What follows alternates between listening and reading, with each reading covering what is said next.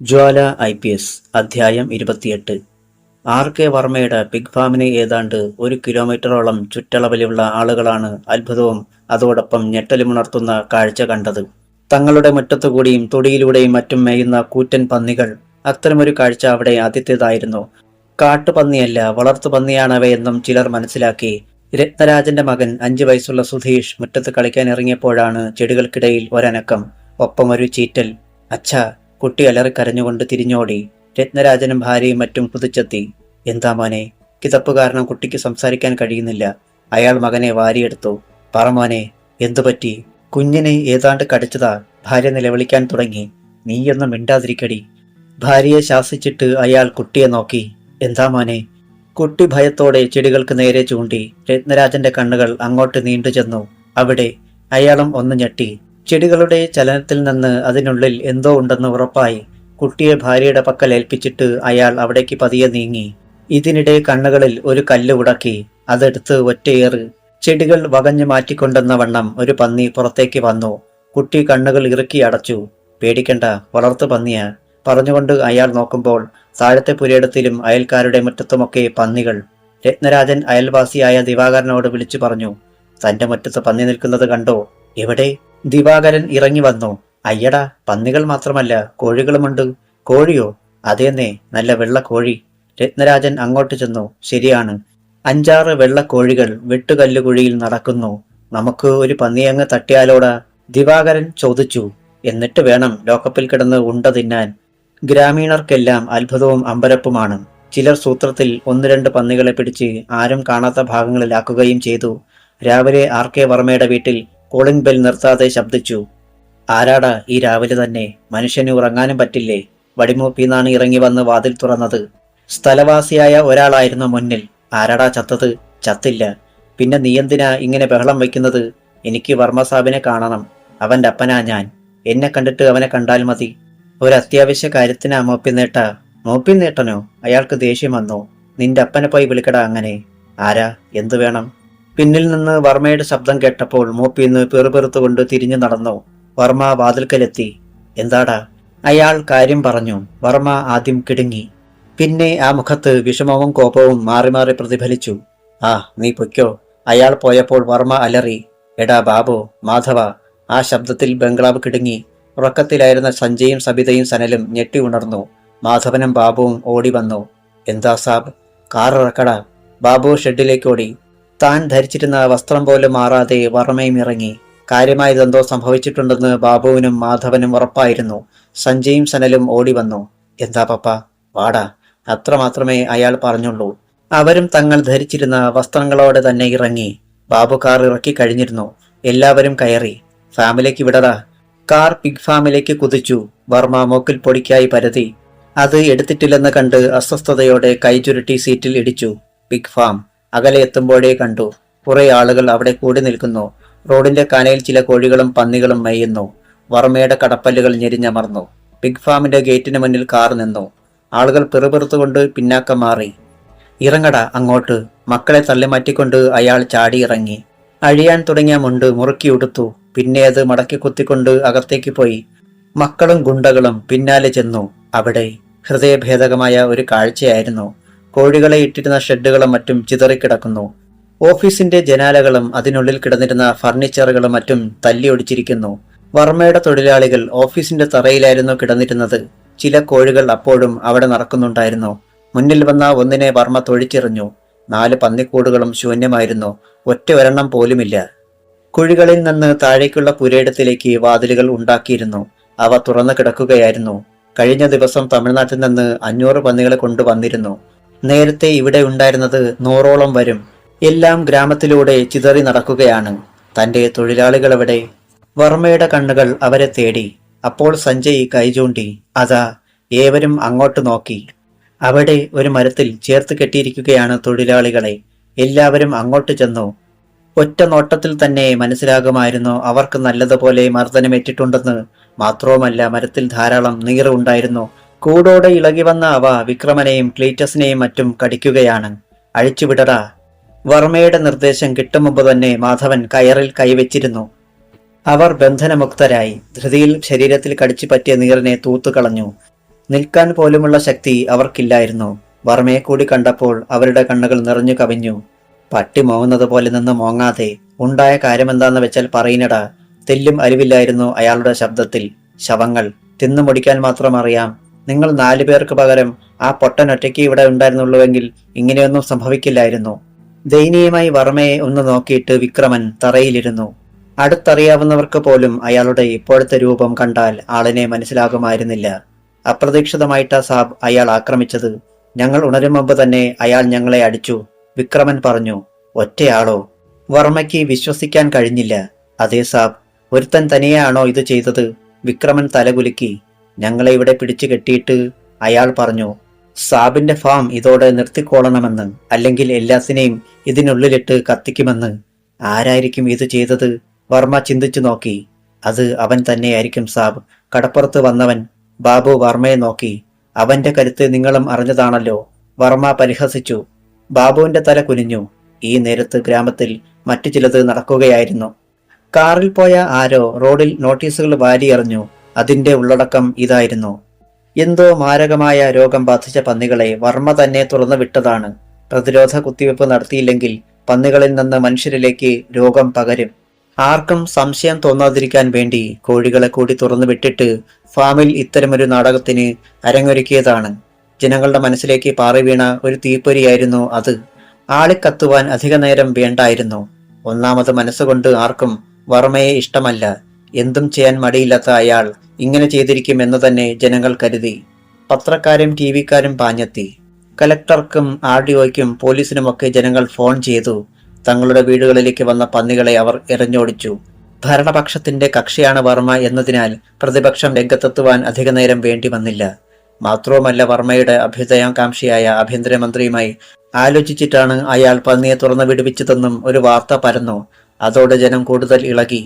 പത്രക്കാരും ടിവിക്കാരും കാറിലേക്ക് കയറാൻ ഭാവിക്കുകയായിരുന്ന വർമ്മയെ ചോദ്യശരങ്ങളാൽ ബുദ്ധിമുട്ടിച്ചു. അസുഖം വന്ന പന്നികളെ നിങ്ങൾ തുറന്നു വിടുവിച്ചു എന്ന് പറയുന്നതിലെ സത്യാവസ്ഥ എന്താണ്? വർമ്മയ്ക്ക് ചൊറിഞ്ഞു കയറി. നിന്റെ അമ്മയുടെ നായരോട് ചെന്ന് ചോദിക്ക്, പറഞ്ഞു തരും. അല്ല പിന്നെ. ഏയ് മിസ്റ്റർ, കുറെ കൂടി മാന്യമായി നിങ്ങൾ പെരുമാറണം. ഞങ്ങൾ പത്രക്കാരും ടിവിക്കാരുമാണ്. അവരുടെ മുന്നറിയിപ്പ്. ഏത് കോപ്പായാലും വർമ്മയ്ക്ക് 2 പഴമാ. നിന്നോടൊക്കെ ഇത്രയും മാന്യത കാണിക്കാനേ എനിക്ക് കഴിയൂ. അത്രയും സംസ്കാരമേ നിങ്ങൾക്കുള്ളുവെന്ന് ഞങ്ങൾക്കറിയാം. പക്ഷേ ലക്ഷക്കണക്കിന് ആളുകൾ ഞങ്ങളുടെ ടിവിയിലൂടെ നിങ്ങളുടെ യഥാർത്ഥ മുഖം കാണുവാൻ പോകുകയാണ്. നന്ദിയുണ്ടോ RK വർമ്മ എന്ന കള്ളനാണയത്തെ? മുഖത്ത് മാന്യതയും മനസ്സിൽ പന്നത്തരവുമുള്ള ക്രിമിനലിനെ ജനങ്ങൾ തിരിച്ചറിയുമല്ലോ, അതും ഞങ്ങളിലൂടെ, TV റിപ്പോർട്ടർ പറഞ്ഞു. വർമ്മ തെല്ലു വിളറി. താൻ തന്റെ പാട് നോക്കടോ, അല്ലെങ്കിൽ ക്യാമറ തല്ലിപ്പൊട്ടിച്ച് ദൂരെ എറിയും ഞാൻ. ഇസ്രയേൽ ബാബു പാഞ്ഞു വന്നു. നീയൊക്കെ ടിവിയിലും പത്രത്തിലും എന്ത് മത്തങ്ങ കാണിച്ചാലും ഞങ്ങൾക്ക് പുല്ല. അവൻ റിപ്പോർട്ടർക്ക് നേരെ കൈ ഓങ്ങി. അപ്പോൾ പോലീസ് വാഹനങ്ങളുടെ മൂളൽ കേട്ടു. ബാബു കൈ പിൻവലിച്ചു. Collector, RDO, SP, ASP, CI എന്ന് വേണ്ട ജില്ലയിലെ പ്രധാനപ്പെട്ട ഉദ്യോഗസ്ഥരെല്ലാം എത്തി. 4-5 ജീപ്പുകൾ നിറയെ പോലീസും. അപ്പോഴേക്കും അവിടെ ജനങ്ങളുടെ പ്രളയമായി കഴിഞ്ഞിരുന്നു. തങ്ങളുടെ വാഹനങ്ങളിൽ നിന്നിറങ്ങിയ ഉദ്യോഗസ്ഥർ വർമ്മയുമായി സംസാരിച്ചു. എന്തൊക്കെയാണ് മിസ്റ്റർ വർമ്മ ഈ കേൾക്കുന്നത്? കളക്ടർ അയാളെ നോക്കി. സാർ, വർമ്മ പറഞ്ഞു, ഏതോ ഒരുത്തൻ രാത്രി വന്ന് കാണിച്ച ഭ്രാന്താണിത്. അല്ലാതെ എനിക്കൊന്നും അറിയില്ല. ഒരാളോ? കളക്ടറും RDOയും എല്ലാം ശ്രദ്ധിച്ചു. ജ്വാല IPS അപ്പോൾ ഫാമിനുള്ളിലൂടെ നടക്കുകയായിരുന്നു. SP ചിദംബരം കളക്ടറുടെ ഒപ്പം തന്നെ നിന്നതേയുള്ളൂ. ഏതായാലും ഒരാൾക്ക് ഇത്രയും ചെയ്യാൻ കഴിയില്ല, അല്ലേ മിസ്റ്റർ ചിദംബരം? മറുപടി പറയാതെ ചിദംബരം വർമ്മയ്ക്ക് നേരെ കണ്ണയച്ചു. അല്ലെങ്കിൽ എന്റെ തൊഴിലാളികളോട് ചോദിച്ചു നോക്കണം സാർ, വർമ്മ പിന്നെയും പറഞ്ഞു. പക്ഷെ കളക്ടർക്ക് അതങ്ങോട്ട് വിശ്വസിക്കാൻ കഴിയുന്നില്ല. ബൈ ദ ബൈ, രോഗം ബാധിച്ച ഈ പന്നികളെ ഉടൻ എന്തെങ്കിലും ചെയ്തേ പറ്റൂ. അവയ്ക്ക് യാതൊരു രോഗവുമില്ല സാർ. ആരോ കെട്ടിച്ചമച്ച കഥയാണിത്. ഏതായാലും ഞാനൊന്ന് തീരുമാനിച്ചു. ഞാൻ ഈ ഫാം നിർത്തുകയാണ്. പന്നികളെയും കോഴികളെയും ഇഷ്ടമുള്ളവർ എടുത്തോട്ടെ. ആ വേല തന്റെ മനസ്സിൽ വെച്ചാ മതി. മര്യാദയ്ക്ക് പന്നികളെ പിടിച്ച് എവിടെയെങ്കിലും കൊണ്ട് കളഞ്ഞോളണം. അല്ലാതെ തന്നെ ഇവിടുന്ന് വിടില്ല ഞങ്ങൾ. താൻ മാത്രമല്ല, ഇവിടെ നിന്ന് ഒരു സാറും അനങ്ങത്തില്ല, ജനങ്ങൾ വിളിച്ചു പറഞ്ഞു. TV-ക്കാർ എല്ലാ ദൃശ്യങ്ങളും പകർത്തുന്നുണ്ട്. ജനങ്ങൾ വയലന്റായി നിൽക്കുകയാണ്. ഒരു സംഘർഷാവസ്ഥ. എന്തു വേണം? കളക്ടർ SP-യെ നോക്കി. ഇനിയിപ്പോൾ ചെയ്യാൻ ഒന്നേയുള്ളൂ. പോലീസുകാരെ കൊണ്ട് പന്നികളെ പിടിപ്പിക്കാം. കലക്ടറുടെ മറുപടിക്ക് കാക്കാതെ ചിദംബരം ശബ്ദമുയർത്തി വിളിച്ചു. ജ്വാല സാർ. അവൾ വേഗം വന്ന് സല്യൂട്ട് ചെയ്തു. ആ ജ്വാല നമ്മുടെ പോലീസിനെ കൊണ്ട് എത്രയും വേഗം പന്നികളെ പിടിപ്പിക്കണം സാർ. ജ്വാല തിരക്കി. പോലീസുകാരെ കൊണ്ട് പന്നിയെ പിടിപ്പിക്കുക എന്ന് പറഞ്ഞാൽ? അവൾ കളക്ടറെ നോക്കി. അദ്ദേഹത്തിന് തീരെ താല്പര്യമില്ലെന്ന് ആ മുഖഭാവത്തിൽ നിന്ന് തന്നെ വ്യക്തമായി. മറ്റൊന്നും ചിന്തിക്കേണ്ട ജ്വാലെ, ജനങ്ങൾ വയലന്റായി നിൽക്കുകയാണ്. SP ശബ്ദം താഴ്ത്തി പറഞ്ഞു. പക്ഷേ ജ്വാലയുടെ മുഖം വലിഞ്ഞു മുറുകി. ഉറക്കെ തന്നെ അവൾ സംസാരിച്ചു. നോ സാർ, പോലീസുകാരോട് പന്നിയെ പിടിക്കാൻ ഞാൻ പറയില്ല. അത് അവരുടെ ഡ്യൂട്ടിയല്ല. വർമ്മയുടെ പന്നിയെ പിടിക്കാൻ അവർക്ക് ശമ്പളം കൊടുക്കുന്നത് അയാളല്ല താനും. ചിദംബരം വിളറി. നീ ഓവർ സ്മാർട്ടാകരുത് ജ്വാലെ. സാർ, ഞാൻ സത്യം പറഞ്ഞു വന്നേ ഉള്ളൂ. സാർ തന്നെ വേണമെങ്കിൽ ഓർഡർ ഇട്ടോളൂ. ഇപ്പോഴാണെങ്കിൽ പത്രക്കാരും TV-ക്കാരും അത് പ്രാധാന്യത്തോടെ പ്രചരിപ്പിക്കുകയും ചെയ്യും. വർമ്മ തലകുനിച്ച് നിൽക്കുകയാണ്. ജ്വാല അവസരത്തിനനുസരിച്ച് കളിക്കുകയാണെന്ന് അയാൾക്ക് മനസ്സിലായി. ജനങ്ങളെ ഇളക്കാൻ ചിദംബരവും പരുങ്ങി. പോലീസുകാരെ കൊണ്ട് പന്നിയെ പിടിപ്പിച്ചാൽ തന്റെ തൊപ്പിയും ഇളകും. അപ്പോൾ ജ്വാല ഉറക്കെ പറഞ്ഞു. വർമ്മ തീറ്റിപ്പൊറ്റുന്ന ഒരുപാട് ആൾക്കാരുണ്ടല്ലോ, അയാളും അവരും കൂടി പന്നിയെ പിടിക്കട്ടെ. ജനങ്ങൾ ആരവത്തോടെയാണ് ആ അഭിപ്രായം എതിരേറ്റത്. അതെ, അത് മതി. അല്ലെങ്കിൽ അവനെ ഇന്നിവിടെ ഞങ്ങൾ കുഴിച്ചു മൂടും. കളക്ടറും പറഞ്ഞു. മിസ്റ്റർ വർമ്മ, ഇന്ന് സന്ധ്യയ്ക്ക് മുമ്പ് തന്നെ നിങ്ങൾ പന്നികളെല്ലാം പിടിച്ചിരിക്കണം. This is an order.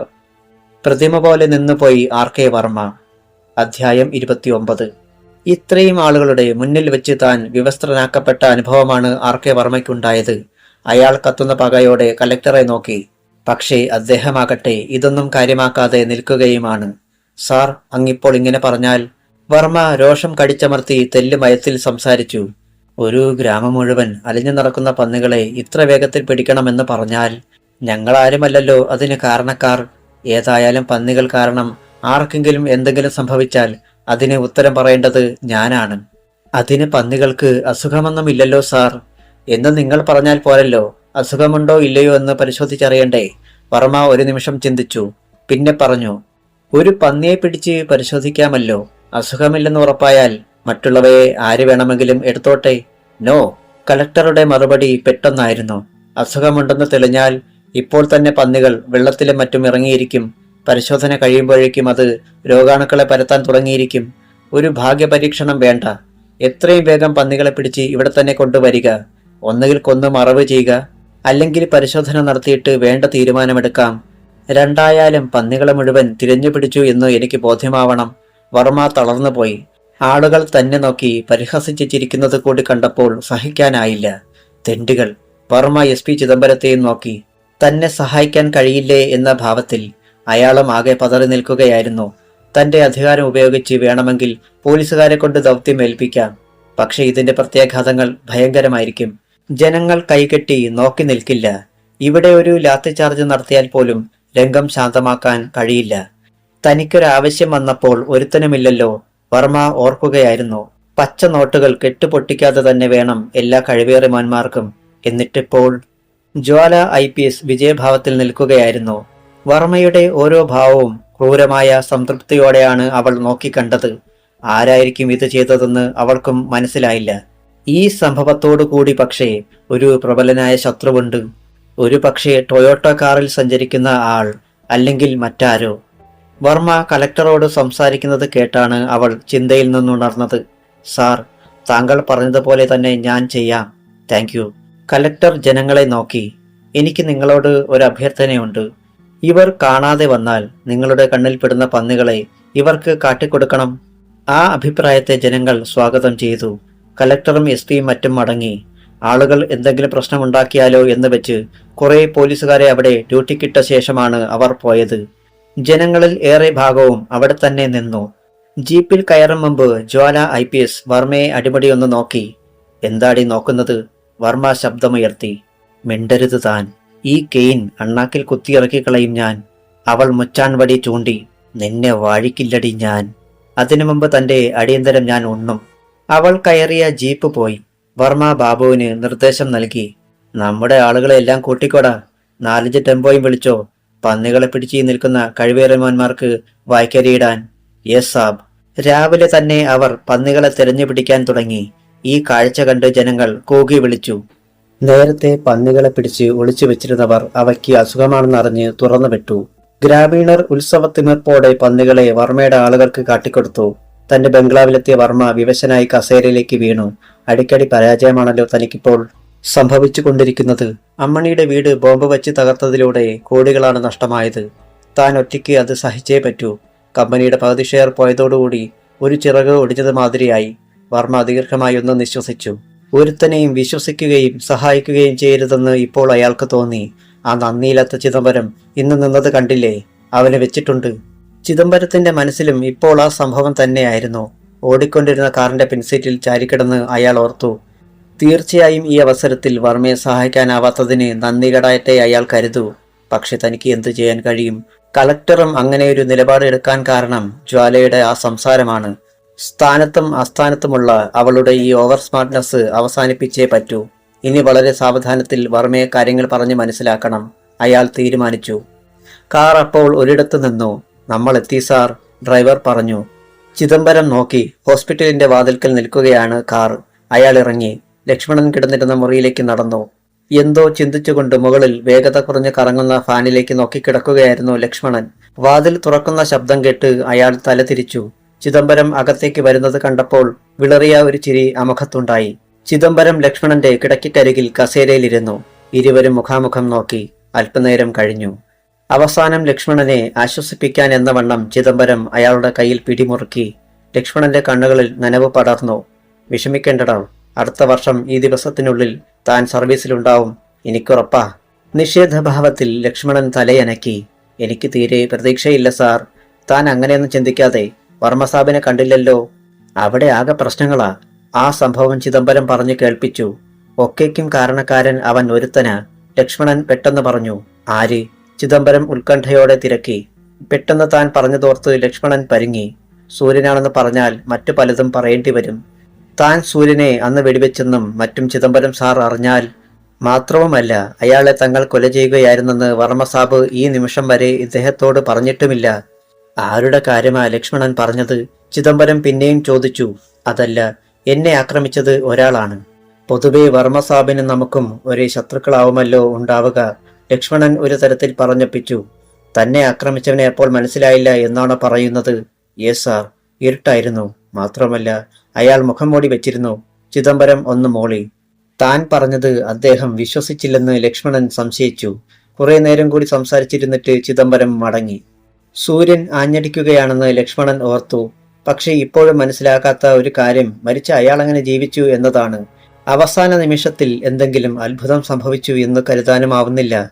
കാരണം പിറ്റേന്ന് ജഡം താനും കണ്ടതാണല്ലോ. എന്നാൽ താനും കൂടുതൽ ശ്രദ്ധിച്ചില്ല എന്നത് സത്യമാണ്. ഏതായാലും തന്നെ ആക്രമിച്ചത് സൂര്യൻ തന്നെയാണെന്ന് ഉറപ്പാണ്. പിന്നീട് ICUവിൽ വന്നതും അയാൾ തന്നെ. ഇനി അയാളുടെ മുഖഛായയുള്ള മറ്റാരെങ്കിലും ഇടയ്ക്ക് നിന്ന് കളിക്കുകയാണോ? സൂര്യൻ നേരിൽ ഡിപ്പാർട്ട്മെന്റിൽ എത്താത്തതിനും ഒരുപാട് നിഗൂഢതകൾ തോന്നുന്നു. ഇനി ജ്വാലയും സൂര്യനും കൂടി മുഖാമുഖം കണ്ടാൽ എല്ലാം തീർന്നു. വർമ്മസാബിനും അതൊരു കനത്ത വെല്ലുവിളിയാകും. സൂര്യൻ ജീവനോടെയുണ്ടെന്ന് വർമ്മസാബിനും അറിയില്ലല്ലോ. അറിയിക്കണം. അങ്ങനെ ചെയ്താൽ അദ്ദേഹം തന്നെ അയാളെ കണ്ടെത്തും. ഈ നേരത്ത് ജ്വാല IPS കടൽക്കരയിലായിരുന്നു. തുറയിൽ പോലീസ് കാവലുണ്ട്. അവൾ അവരുമായി സംസാരിച്ചു. സംശയകരമായി ആരെ കണ്ടാലും നിരീക്ഷിക്കണമെന്ന് പ്രത്യേകിച്ച് നിർദ്ദേശിച്ചു. മടങ്ങും വഴി ത്രേസ്യമ്മ മുറ്റത്ത് നിൽക്കുന്നത് കണ്ടപ്പോൾ ജീപ്പ് നിർത്തി ഇറങ്ങിച്ചെന്നു. ഒരു പക്ഷേ ഇന്ന് ഞാനും മോനും ജീവനോടെ ഉണ്ടാകുമായിരുന്നില്ല സാറേ. അവളെ കണ്ടതോടെ ത്രേസ്യാമ്മ പറഞ്ഞു. ജ്വാലയുടെ നെറ്റി ചുളിഞ്ഞു. കഴിഞ്ഞ രാത്രിയിലെ സംഭവം അവൾ അറിഞ്ഞിരുന്നില്ലല്ലോ.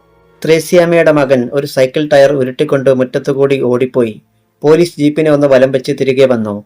ഉണ്ടായ സംഭവം ത്രേസ്യാമ്മ ചുരുക്കത്തിൽ പറഞ്ഞു കേൾപ്പിച്ചു. ജ്വാലയുടെ മുഖമിരുണ്ടു. ത്രേസ്യാമ്മ പിന്നെ എന്താണ് ഇത്രയും നേരവും എനിക്കൊരു പരാതി തരാതെ ഇരുന്നത്? ഇസ്രയേൽ ബാബുവിനെ മറ്റും എപ്പോഴേ ഞാൻ അകത്താക്കുമായിരുന്നല്ലോ. വേണ്ട സാർ, ഇനി അവർ ഇങ്ങോട്ട് വരുമെന്ന് തോന്നുന്നില്ല. എന്നെ രക്ഷിച്ചയാൾ ആവശ്യത്തിന് കൊടുത്തിട്ടുണ്ട്. ആ മനുഷ്യൻ ആരാണെന്ന് എന്തെങ്കിലും ഒരു ഊഹമുണ്ടോ ത്രേസ്യാമ്മയ്ക്ക്? ഇല്ല സാർ. ജ്വാല ചിന്തിച്ചു നിന്നു. പൊടുന്നനെ മൊബൈൽ ഫോൺ ശബ്ദിച്ചു. അവൾ അതെടുത്ത് നമ്പർ നോക്കി. ഏതോ ലോക്കൽ നമ്പർ. യെസ്. ഫോൺ കാതോട് ചേർത്തു. ജ്വാല IPS. RK വർമ്മയ്ക്ക് അടുത്ത നടക്കം സമ്മാനിക്കാൻ ഒരു അവസരം വരുന്നു. എന്താണത്? താങ്കൾ ആരാണ്? ഞാൻ ആരാണെന്നറിയണ്ട. പക്ഷെ വർമ്മയുടെ കാര്യം പറയാം. വർമ്മ ഒരു പുതിയ ബിസിനസ്സിനെ ശ്രമിച്ചുകൊണ്ടിരിക്കുകയാണ്. ബോൾ പെൻ വ്യാപാരം. അതിന്റെ സാമ്പിൾ പേനകൾ നാളെ എത്തും. അതുകൊണ്ട് എനിക്കെന്ത് ചെയ്യാൻ കഴിയും? ചുമ്മാ വല്ലതും എഴുതാം. അപ്പുറത്ത് ചിരി കേട്ടു. ആദ്യം പേന വരട്ടെ. സർക്കാർ ശമ്പളം തരുന്നത് ജോലി ചെയ്യാനല്ലേ? ജോലി ചെയ്ത് ബുദ്ധിപൂർവം കണ്ടുപിടിക്ക് പേനയുടെ രഹസ്യം. ഫോൺ കട്ടായി. പണ്ടൊരിക്കൽ തോന്നിയതുപോലെ ഈ ശബ്ദം തനിക്ക് ഒരുപാട് പരിചയമുള്ളതായി ജ്വാലയ്ക്ക് തോന്നി. ത്രേസ്യാമ്മയോട് യാത്ര പറഞ്ഞ് അവൾ ജീപ്പിൽ കയറി. വൈകിട്ട് വർമ്മയുടെ പിഗ് ഫാമിൽ പോകണം. 6 മണി ആയപ്പോഴേക്കും വർമ്മയുടെ ആളുകൾ പന്നികളെ മുഴുവൻ പിടിച്ച് കൂട്ടിലാക്കി കഴിഞ്ഞിരുന്നു. രാവിലെ തന്നെ അവയെ പരിശോധിക്കാൻ വേണ്ട ഏർപ്പാടുകളൊക്കെ കലക്ടർ ചെയ്തിരുന്നു. മാത്രവുമല്ല, പരിശോധിക്കാതെ അവയെ കൊല്ലരുതെന്ന കർശനമായ താക്കീതും വർമ്മയ്ക്ക് നൽകി. പോലീസുകാരെ അവിടെ നിന്ന് പിൻവലിച്ചു. സബിത ഒരു കമ്മിറ്റി കഴിഞ്ഞ് തന്റെ ടാറ്റ ഇൻഡിക്കയിൽ കയറുമ്പോൾ നേരം സന്ധ്യയാകാറായിരുന്നു. വഴിയിൽ ഇറങ്ങാൻ 2 കൊച്ചമ്മമാരും അവളുടെ കൂടെ കയറി. അവരിൽ ഒരാളാണ് കാറിന്റെ പിൻസീറ്റിൽ കിടന്നിരുന്ന കാസറ്റ് കണ്ടത്. ഒപ്പം ഒരു തുണ്ട് കടലാസും ഉണ്ടായിരുന്നു. അതിൽ ഇത്രമാത്രം എഴുതിയിരുന്നു: വർമ്മ സാബിന്. അദ്ദേഹത്തിന്റെ ആത്മാവാണ് ഇതിൽ. സബിത കാസറ്റും കടലാസും വാങ്ങി തിരിച്ചും മറിച്ചും നോക്കി. ആ ടേപ്പിലേക്ക് ഒന്നിട് സബിതേ, എന്താണെന്നറിയാമല്ലോ. കാറിന്റെ സ്റ്റീരിയോയിലേക്ക് ഒരാൾ കൈ ചൂണ്ടി. തങ്ങളുടെ രഹസ്യമൊന്നും പുറത്തു പോകണ്ട എന്ന് കരുതി സബിത പറഞ്ഞു. അത് ശരിയല്ല, പപ്പയ്ക്ക് കൊടുക്കാൻ ആരോ വെച്ചതല്ലേ, അദ്ദേഹത്തിന് തന്നെ കൊടുത്തേക്കാം. വീട്ടിലെത്തിയ അവൾ കാസറ്റ് പപ്പയെ ഏൽപ്പിച്ച് വിവരം പറഞ്ഞു. അപ്പോൾ ഇസ്രയേൽ ബാബുവും മർദ്ദമാധവനും അവിടെയുണ്ടായിരുന്നു. വർമ്മ വേഗം കാസറ്റ് ടേപ്പ് റെക്കോർഡറിലിട്ടു. റീവൈൻഡ് ചെയ്തതായിരുന്നു അത്. അതിൽ നിന്ന് ശബ്ദം കേട്ടു: മിസ്റ്റർ വർമ്മ, നാളെ പരിശോധിക്കുമ്പോൾ നിന്റെ പന്നികൾക്ക് രോഗമുണ്ടായിരുന്നതായി തെളിയും. നീ വിറ്റ ഇറച്ചിയും ഇത്തരത്തിലുള്ളതായിരുന്നു എന്ന് ഞാൻ വരുത്തി തീർക്കും. പിന്നെ നീ ഇരുമ്പഴിക്കുള്ളിൽ തന്നെ, സംശയം വേണ്ട. ബുദ്ധിയുള്ളവനാണെങ്കിൽ ഈ ഒറ്റ രാത്രി കൊണ്ട് രക്ഷപ്പെടാൻ നോക്ക്. ഞാനൊന്ന് കാണട്ടെ. കാസറ്റിൽ അത്രയുമേ ഉണ്ടായിരുന്നുള്ളൂ. ബാബുവേ, എനിക്കാകെ സംശയം തോന്നുന്നു. ഒരു പക്ഷേ ആ പന്ന നായിന്റെ മോൻ പന്നികൾക്ക് നേരത്തെ എന്തെങ്കിലും ഇട്ടുകൊടുത്തിട്ടുണ്ടാവുമോ, ആരും അറിയാതെ. അസുഖം വരത്തക്ക തീറ്റ വല്ലതും. അങ്ങനെ ഒരു സാധ്യതയുണ്ടെന്ന് അയാൾക്കും തോന്നി. ഇനി എന്തു ചെയ്യും സാബ്? തെല്ലു നേരത്തേക്ക് വർമ്മ ഒന്നും പറഞ്ഞില്ല. സബിത അപ്പോഴങ്ങോട്ട് വന്നു. എല്ലാം ഞാൻ കേട്ടു പപ്പ. രക്ഷപ്പെടാൻ ഒറ്റ വഴിയേ ഉള്ളൂ. ഏവരും അവളുടെ മുഖത്തേക്ക് നോക്കി. അവൾ പറഞ്ഞു. ആ ആശയം അവർക്കും ഇഷ്ടമായി. രാത്രി കനത്തു. വർമ്മയുടെ പിഗ് ഫാമിലേക്ക് ഒരു തീപ്പന്തം പറന്നു വീണു. അധ്യായം 30. ഒരു നിമിഷത്തിന്റെ 10 സമയം കൊണ്ടാണ് എല്ലാം നടന്നത്. ആർക്കെ വർമ്മയുടെ പിഗ് ഫാമിലേക്ക് പന്തം പറന്നു വീണതോടെ പെട്രോൾ ടാങ്കിനുള്ളിൽ എന്നവണ്ണം തീ പടർന്നു. ആ തീയുടെ നീണ്ട നാവുകൾ പിഗ് ഫാമിന്റെ ഓരോ മൂലയിലേക്കും നീണ്ടു ചെന്നു. മാത്രവുമല്ല, ആ പ്രദേശമാകെ പെട്രോളിന്റെ ഗന്ധം തങ്ങി നിൽപ്പുണ്ടായിരുന്നു താനും. പന്നിക്കൂടിൽ ശരീരത്താകമാനം തീ പടർന്ന പന്നികൾ മരണവെപ്രാളത്തോടെ പിടഞ്ഞോടി. അവയുടെ ചീറ്റലും മരണപരാക്രമങ്ങളുടെ ഒച്ചയും പുറത്തുവരെ കേൾക്കാമായിരുന്നു. കത്തിക്കരിയുന്ന പന്നിരോമങ്ങളുടെയും മാംസത്തിന്റെയും ഗന്ധം അവിടമാകെ വ്യാപിച്ചു. തെല്ലകലെ ഒരു മരച്ചുവട്ടിൽ ആകാശം മുട്ടെ ഉയരുന്ന അഗ്നിയുടെ പ്രതിഫലനം കണ്ണുകളിലേക്ക് ആവാഹിച്ച് 2 പേർ നിൽപ്പുണ്ടായിരുന്നു. ഇസ്രയേൽ ബാബുവും മർദ്ദമാധവനും. എല്ലാം ഭദ്രമെന്നുറപ്പാക്കി ഇരുവരും വർമ്മയുടെ ബംഗ്ലാവിലേക്ക് മടങ്ങി. അപ്പോഴേക്കും കരിഞ്ഞ മാംസത്തിന്റെ ഗന്ധം അവിടെ വരെ എത്തിയിരുന്നു. വർമ്മയും മക്കളും സിറ്റൗട്ടിൽ തന്നെ ഉണ്ടായിരുന്നു. ഇനി എനിക്കൊന്ന് കാണണമല്ലോ, എന്തു കോപ്പ കലക്ടറും ആ കഴിവേറുമോളും കൂടി ഒപ്പിക്കുന്നതെന്ന്. വർമ്മ മൂക്കിൽ പൊടിയെടുത്ത് വലിച്ചുകൊണ്ട് മകളെ ചേർത്ത് പിടിച്ചു. അവസരത്തിനനുസരിച്ച് നിനക്ക് തോന്നിയ ബുദ്ധിയ മോളെ നമ്മളെ ഇപ്പോൾ രക്ഷിക്കാൻ പോകുന്നത്. സബിത കോരിത്തരിച്ചു പോയി. ആദ്യമായാണ് പപ്പ ഇത്രയും ഹൃദയം തുറന്ന ഒരഭിനന്ദനം തനിക്ക് തരുന്നത്. ഗമയിൽ നിന്നുകൊണ്ട് അവൾ പറഞ്ഞു. ഇങ്ങനെയുള്ള കാര്യങ്ങൾക്കൊന്നും പപ്പ എന്നെ കൂട്ടില്ലായിരുന്നല്ലോ. അതുകൊണ്ടല്ലേ എന്റെ ബുദ്ധിയെക്കുറിച്ച് അറിയാതെ പോയത്. വർമ്മ ചിരിച്ചു. നീ പറയുന്നതിലും കാര്യമുണ്ട്. ഇനി അങ്ങോട്ടുള്ള കാര്യങ്ങളിൽ നിനക്ക് അർഹമായ സ്ഥാനം തരുന്നുണ്ട്. താങ്ക് യു പപ്പ. നേരം ഒരുപാടായി. ഇനി എല്ലാവരും പോയി കിടന്ന് ഉറങ്ങിക്കൊള്ളൂ. ഓരോരുത്തരും തങ്ങളുടെ മുറിയിലേക്ക് നടന്നു. സബിത അപ്പോൾ ചിന്തിച്ചത് ജ്വാല IPSനെ കുറിച്ചായിരുന്നു. നാളെ ഈ വിവരം അറിഞ്ഞു കഴിയുമ്പോൾ അവളുടെ വിളറിയ മുഖം ഒന്ന് കാണണം. ഈ നേരത്ത് ജ്വാല ഉറങ്ങിയിരുന്നില്ല. തന്റെ മുറിയിൽ മമ്മിയുടെ മടിയിൽ തലവെച്ച് കിടക്കുകയായിരുന്നു അവൾ. എത്രയോ കാലങ്ങൾക്ക് ശേഷമാണ് ഇത്തരം ഒരവസരം. താൻ ആ പഴയ കുഞ്ഞു ജ്വാലയായി മാറിയിരിക്കുകയാണെന്ന് അവൾക്ക് തോന്നി. മദൻ എപ്പോഴേ ഉറങ്ങിക്കഴിഞ്ഞിരുന്നു. അവന് ഇപ്പോൾ ഒരു പുരുഷനായി ജീവിക്കണമെന്നുള്ള ആഗ്രഹം ശരിക്കുണ്ട്. ജ്വാല അവനെ ഡ്രൈവിംഗ് പഠിക്കാൻ വിടുന്നുണ്ട്. മോളെ. ജ്വാലയുടെ തലമുടിയിലൂടെ പതിയെ വിരലോടിച്ചുകൊണ്ട് പ്രിയങ്ക വിളിച്ചു. കണ്ണടച്ച് ഒരു പ്രത്യേക നിർവൃതിയിൽ കിടക്കുകയായിരുന്ന ജ്വാല കണ്ണു തുറക്കാതെ തന്നെ മൂളി. മമ്മി, ഒരു കാര്യം ചോദിക്കണമെന്ന് കുറേ ദിവസമായി കരുതുന്നു. പക്ഷെ അവസരം കിട്ടിയില്ല. എന്താ മമ്മി? അവൾ കണ്ണുകൾ തുറന്നു. അന്ന് മോള് ഇവിടെ നിന്ന് പോയതിനു ശേഷമുള്ള കാര്യം തന്നെ. എങ്ങനെയാണ് നീ രക്ഷപ്പെട്ടത്? ആരാണ് നിന്നെ രക്ഷിച്ചത്? ഒരു ദീർഘനിശ്വാസത്തോടെ ജ്വാല നിവർന്നിരുന്നു. പിന്നെ പറയാൻ തുടങ്ങി. ഇവിടെ നിന്ന് കുറെ ദൂരം ഇരുളിലൂടെ ഞാൻ ഓടി. എത്ര ദൂരം പോയെന്നൊന്നും എനിക്കറിയില്ല. പിന്നെ ഇരുളിലൂടെ ആരോ ഓടി വരുന്നത് പോലെ തോന്നുന്നുണ്ടായിരുന്നു. കാലുകൾ കുഴഞ്ഞ് തറയിൽ വീഴും എന്ന് തോന്നിയപ്പോഴാണ് വളവ് തിരിഞ്ഞു വന്ന ഒരു കാർ എന്നെ ഇടിക്കാൻ ഭാവിച്ചത്. തക്ക സമയത്ത് അവർ ബ്രേക്കിട്ടതുകൊണ്ട് എനിക്കൊന്നും സംഭവിച്ചില്ല. എങ്കിലും ആ കാറിന്റെ ബോണറ്റിലേക്കാണ് ഞാൻ തളർന്നു വീണത്. പിന്നെ ഒന്നും അറിഞ്ഞില്ല ഞാൻ. കണ്ണു തുറക്കുമ്പോൾ ഒരു വീട്ടിനുള്ളിൽ കിടക്കയിൽ എന്റെ അരികിലിരുന്ന് പരിചരിക്കുന്ന ഒരു സ്ത്രീയും പുരുഷനും. അദ്ദേഹം പട്ടാളക്കാരനായിരുന്നു, കേണൽ ഇക്ബാൽ. അവധിക്ക് നാട്ടിലെത്തിയ അദ്ദേഹം പട്ടാളത്തിലേക്ക് മടങ്ങാറായിരുന്നു. എന്റെ എല്ലാ കാര്യങ്ങളും ഞാൻ അദ്ദേഹത്തോട് പറഞ്ഞു. മക്കളില്ലാത്ത അദ്ദേഹവും ഭാര്യയും എന്നെ സ്വന്തം മകളായി കരുതി. ഞങ്ങൾ ഒന്നിച്ചാണ് ഡൽഹിക്ക് പോയത്. പിന്നീടുള്ള എന്റെ ജീവിതം അവിടെയായിരുന്നു, തിരക്കേറിയ പട്ടണത്തിൽ. ഞാൻ IPS ട്രെയിനിങ് കഴിഞ്ഞതോടുകൂടി അദ്ദേഹം ജോലിയിൽ നിന്ന് വിരമിച്ചു. മാത്രവുമല്ല, അതിർത്തിയിൽ വെച്ചുണ്ടായ ഷെല്ലാക്രമണത്തിൽ അദ്ദേഹത്തിന് ഇടതുകൾ നഷ്ടമാവുകയും ചെയ്തിരുന്നു. ഇപ്പോൾ അദ്ദേഹവും ഭാര്യയും. പ്രിയങ്ക ഉത്കണ്ഠയോടെ തിരക്കി. ഈ ജില്ലയിൽ തന്നെയുണ്ട്. ഇടയ്ക്ക് ഞാൻ അവിടെ പോയി അവരെ കാണാറുമുണ്ട്. ആ നല്ല മനുഷ്യരെ എനിക്ക് കൂടി ഒന്ന് കാണണമെന്നുണ്ട് മോളെ. ആകാമല്ലോ. ഞാൻ ഇവിടെ തന്നെ വരണമെന്ന് ഏറെ ആഗ്രഹിച്ചതുപോലും അവരായിരുന്നു. പ്രിയങ്ക എന്തോ ഓർത്തിരുന്നു. ജ്വാല പതിയെ ചിരിച്ചു. എന്താ മമ്മി? ഒന്നുമില്ല മോളെ. ഇക്കാലത്തും നല്ല മനുഷ്യർ ഉണ്ടല്ലോ എന്ന് ഓർത്തു പോയതാ. നമുക്കുറങ്ങാം. നാളെ എനിക്ക് ഒത്തിരി ജോലിയുള്ള ദിവസമായിരിക്കും. വർമ്മയെക്കുറിച്ച് ചിന്തിച്ചുകൊണ്ടാണ് ജ്വാല പറഞ്ഞത്. ശരി മോളെ. പിറ്റേന്ന് പ്രഭാതം. ജ്വാല അതിരാവിലെ തന്നെ തയ്യാറായി. ഭക്ഷണം കഴിച്ചുകൊണ്ടിരിക്കുമ്പോൾ കളക്ടറുടെ ഫോൺ വന്നു. ഉടനെ വർമ്മയെ അറസ്റ്റ് ചെയ്യണം ജ്വാലേ. സാർ, എന്തുണ്ടായി? പന്നികളെ മുഴുവൻ അയാൾ ചുട്ടുകളഞ്ഞു. അതിനർത്ഥം നാട്ടുകാർ കരുതിയിരുന്നത് പോലെ എന്തോ ഉണ്ടായിരുന്നു എന്നല്ലേ? Yes sir. തക്ക സമയത്ത് ചിദംബരവുമില്ല. അയാൾ ലീവിലാണ്. വർമ്മയെ അതിവേഗം അറസ്റ്റ് ചെയ്യാൻ കഴിഞ്ഞെന്ന് വരില്ല. നല്ല കരുതൽ വേണം സാർ. ഫോൺ വയ്ക്കുമ്പോൾ ആഹ്ലാദം കൊണ്ട് വീർപ്പുമുട്ടുകയായിരുന്നു ജ്വാല IPS. അങ്ങനെ തന്റെ മോഹം പൂവണിയാൻ പോകുകയാണ്. ഇങ്ങനെയൊരു സിറ്റുവേഷൻ ഉണ്ടാകുമെന്നറിഞ്ഞുകൊണ്ട് തന്നെ ചിദംബരം സാർ ലീവിൽ പോയതാണ്. തർക്കമില്ല. ജ്വാല പെട്ടെന്ന് കൈ കഴുകി. മതിയാക്കിയോ ജ്വാലെ? മദൻ തിരക്കി. ഉവ്വേട്ടാ, എനിക്ക് അത്യാവശ്യമായ ചില കാര്യങ്ങൾ ചെയ്തു തീർക്കാനുണ്ട്. ഞാൻ വരണോ? വേണ്ട. ജ്വാല തന്റെ മുറിയിൽ വന്നു. കണ്ണാടിക്ക് മുന്നിൽ ഒന്നുകൂടി നിന്ന് തൊപ്പി ശരിക്കു വെച്ചു. അങ്ങോട്ട് വന്ന പ്രിയങ്ക ചുളിഞ്ഞ നെറ്റിയോടെ അവളെ നോക്കി. മോളെ നീ? Yes mummy. ആ തേർഡ് റേറ്റ് ബാസ്റ്റഡിനെ അറസ്റ്റ് ചെയ്യാൻ പോവുകയാണ് ഞാൻ. പ്രിയങ്കയുടെ മുഖത്ത് ഭീതി ഒരു വലയം തീർത്തു. അവർ എന്തോ പറയുവാൻ ഭാവിച്ചപ്പോൾ വേണ്ട എന്ന ഭാവത്തിൽ അവൾ കൈ ഉയർത്തി. ഞാൻ പോയി വരട്ടെ മമ്മി. സൂക്ഷിക്കണേ മോളെ. ഒരു ചിരിയായിരുന്നു അവളുടെ മറുപടി. വീട്ടിൽ നിന്നിറങ്ങും മുമ്പ് തന്നെ അവൾ CI മുഹമ്മദിനെയും SI മോഹനനെയും വിളിച്ചു. വേണ്ടത്ര ഫോഴ്സുമായി പിഗ് ഫാമിലേക്ക് വരുവാൻ നിർദ്ദേശിച്ചു. അനന്തരം തന്റെ ജീപ്പിൽ കയറി. പിഗ് ഫാമിനരികിൽ തലേന്നത്തേതിന്റെ ഇരട്ടി ആളുകൾ ഉണ്ടായിരുന്നു. പിഗ് ഫാം നിന്ന ഭാഗം ഒരു മൈതാനം പോലെ നിരന്നു കിടക്കുന്നു. ഇപ്പോഴും അതിനുള്ളിൽ നിന്ന് പുക ഉയരുന്നുണ്ട്.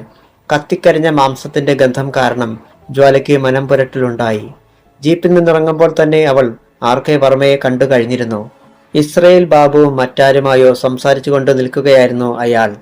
ജ്വാലയ്ക്ക് പിന്നാലെ കളക്ടറുടെ കാർ എത്തി. അതിനുശേഷം വാനിലും ജീപ്പുകളിലുമായി പോലീസും. ആളുകൾ ആകെ ഇളകിയിരിക്കുകയാണ്. പന്നികൾക്ക് അസുഖമുള്ള കാരണത്താൽ വർമ്മ തന്നെയാണ് തീയിട്ടതെന്നും ഇതുവരെ അയാൾ വിറ്റുകൊണ്ടിരുന്നത് അസുഖം വന്ന പന്നിയുടെ ഇറച്ചിയാണെന്നും മറ്റും അവർക്കിടയിൽ വാർത്ത പരന്നിരുന്നു. കളക്ടറും ജ്വാലയും മുഖാമുഖം നോക്കി. ഇരുവരും കണ്ണുകൾ കൊണ്ട് സംസാരിച്ചു. CI മുഹമ്മദും SI മോഹനനും അവൾക്ക് മുന്നിൽ വന്ന് അറ്റൻഷനായി. ഖമോൺ. ജ്വാല മുന്നോട്ട് നീങ്ങി. അവർ പിന്നാലെ എത്തി. ജ്വാല തന്റെ നേർക്ക് വരുന്നത് RK വർമ്മ കണ്ടു. അയാൾക്ക് എന്തോ അസ്വസ്ഥത തോന്നി. സ്വരം താഴ്ത്തി ഇസ്രയേൽ ബാബുവിനോട് പറഞ്ഞു. ആ കഴിവറുടെ മോള് വരുന്നുണ്ടടാ. എന്താണ് ഉള്ളിലെന്ന് ആർക്കറിയാം. സാബ് ധൈര്യമായിട്ട് നിന്നാട്ടെ. അവള് എന്നാ കാണിക്കാനാ? ബാബു അയാൾക്ക് ധൈര്യം പകർന്നു. ജ്വാല അയാളുടെ തൊട്ടു മുന്നിലെത്തി. പിന്നെ ആ കണ്ണുകളിലേക്ക് നോക്കിക്കൊണ്ട് കനത്ത ശബ്ദത്തിൽ പറഞ്ഞു. Mister Varma, you are under arrest. കിടുങ്ങിപ്പോയി വർമ്മ. അയാൾ മാത്രമല്ല, ജ്വാലയുടെ ശബ്ദം കേട്ടവരെല്ലാം ഞെട്ടി. വർമ്മയെ അറസ്റ്റ് ചെയ്യുകയോ? ഒരു നിമിഷം അവിടെ കനത്ത നിശബ്ദത പരന്നു. കേട്ടത് ആർക്കും വിശ്വസിക്കാൻ കഴിയാത്തതുപോലെ. ഇസ്രയേൽ ബാബുവും മർദ്ദമാധവനും മുഖാമുഖം നോക്കി. അപ്പോഴേക്കും മുഹമ്മദിന്റെ നേതൃത്വത്തിലുള്ള പോലീസ് സംഘം അവർക്കു ചുറ്റും ഒരു വലയം തീർത്ത് കഴിഞ്ഞിരുന്നു. സനലും സഞ്ജയും അകലെ നിന്ന് ഈ കാഴ്ച കാണുന്നുണ്ടായിരുന്നു. വർമ്മ കണ്ണുകൾ കൊണ്ട് പരതി. എവിടെ ചിദംബരം? പക്ഷേ അയാൾ അവിടെയെങ്ങും ഇല്ലായിരുന്നല്ലോ. ജ്വാല കീശയിൽ നിന്ന് ഒരു ഹാൻഡ് കഫ് വലിച്ചെടുത്തു. വർമ്മയുടെ കണ്ണുകൾ കുറുകി. നിറഞ്ഞ നിശബ്ദതയിലേക്ക് അയാളുടെ ശബ്ദം ചിതറി വീണു. പട്ടിച്ചി, നീ സ്വയം അപകടത്തെ വിലയ്ക്ക് വാങ്ങുകയാണല്ലോ. അവൾ ചിരിച്ചു. തന്നെ പോലെ ഒരു തെരുവ് നായയെ അറസ്റ്റ് ചെയ്താൽ എനിക്കെന്നാ പുല്ലാടാ. എടീ, അയാൾ കൈ ചുരുട്ടി. എന്ത് കാര്യത്തിനാണ് നീ എന്നെ അറസ്റ്റ് ചെയ്യുന്നത്?